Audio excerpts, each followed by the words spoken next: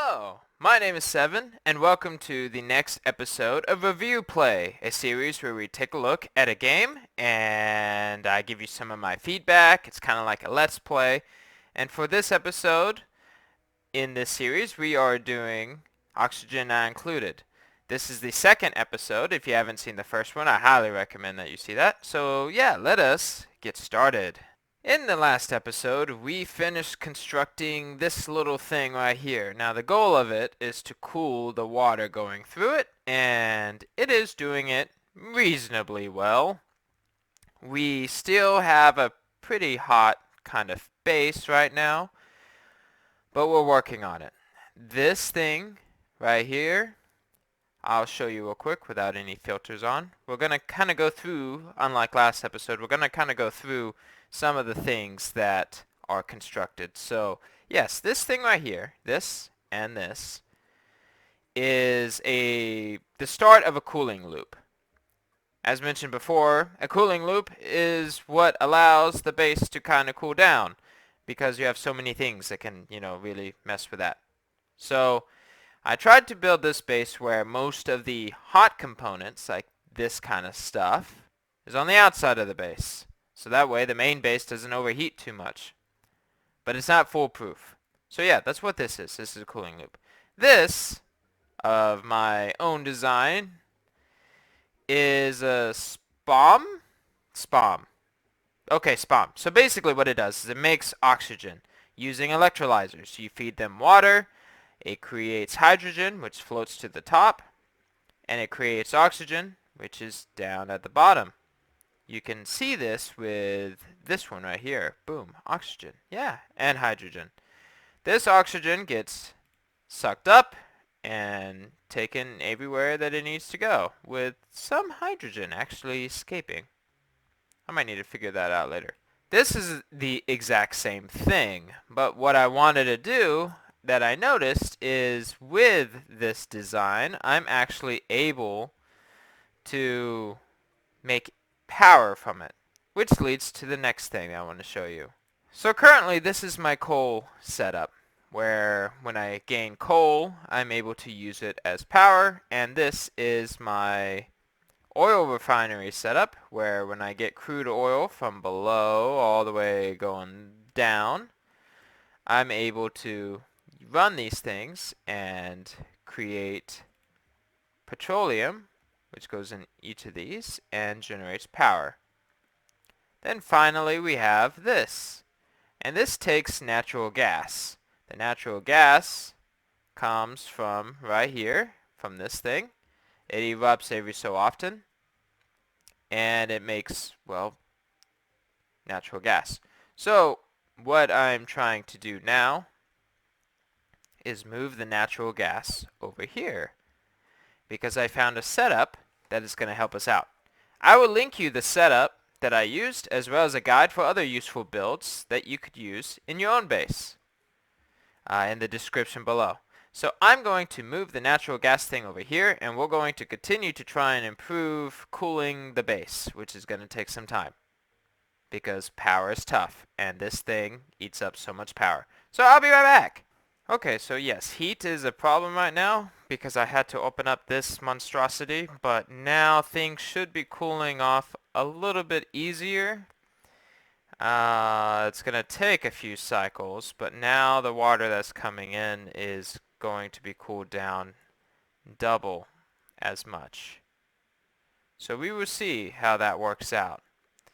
As you could tell, there's as you could tell, there's already some overheat damage coming, but it should correct itself. The steam will eventually dissipate.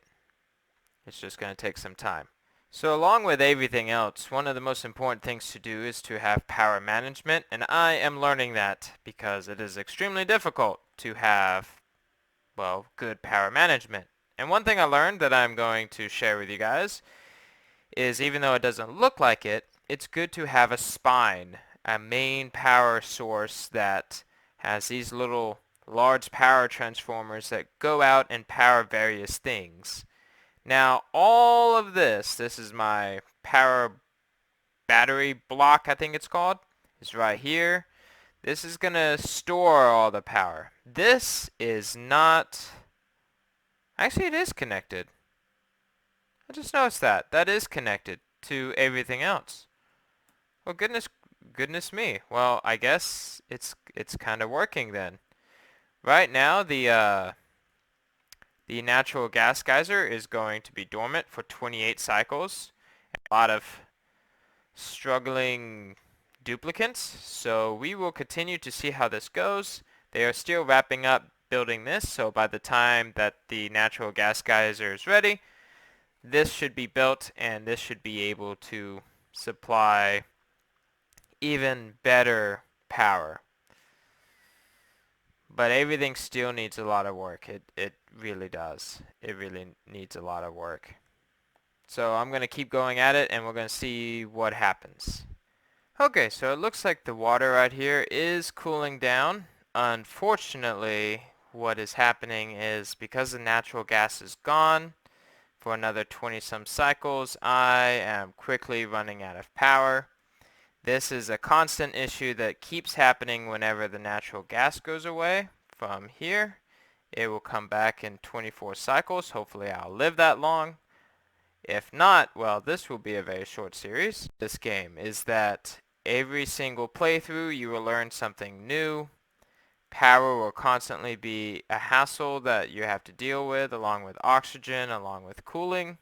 And as I mentioned in the other episode, if all of this kind of stuff added upon each other is something that doesn't interest you or is something that is just too much that you want to deal with, then this might not be the game for you. But if you like problem solving, then I do highly recommend at least attempting this game. So what I plan to do in the next episode of this series is I want to first off-screen solve the power problem and show you guys that. And then once the power problem and the cooling problem gets solved, if it gets solved, we would then do some more exploration. But for now, I'm going to continue to see if I can make any more progress in the next few minutes, and if not, then I'm going to call it for today's episode. So yeah, wish me luck. I really hope there. Okay, maybe you might help. All right, what do we? No. Okay. No. So yeah, as long as these are running, I think we'll be okay. At least until the next cycle, and then I will have time, hopefully, to build something to help generate more, I don't know, power. I'm going to look into new designs to help generate more power.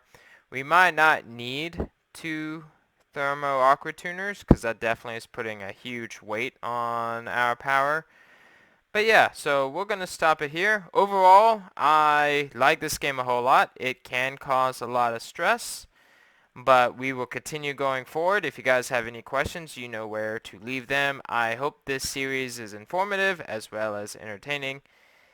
And yeah, biggest takeaway is make sure you have a lot of different power sections and balance your needs, probably better than I have.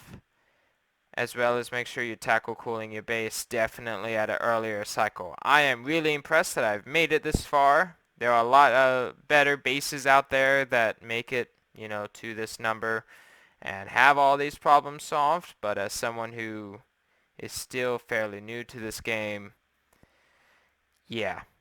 Anyways, I hope you guys enjoyed it. I look forward to seeing you guys in the next episode of ReviewPlay. For Oxygen Not Included, I hope you have a wonderful day, and I will see you later. Bye!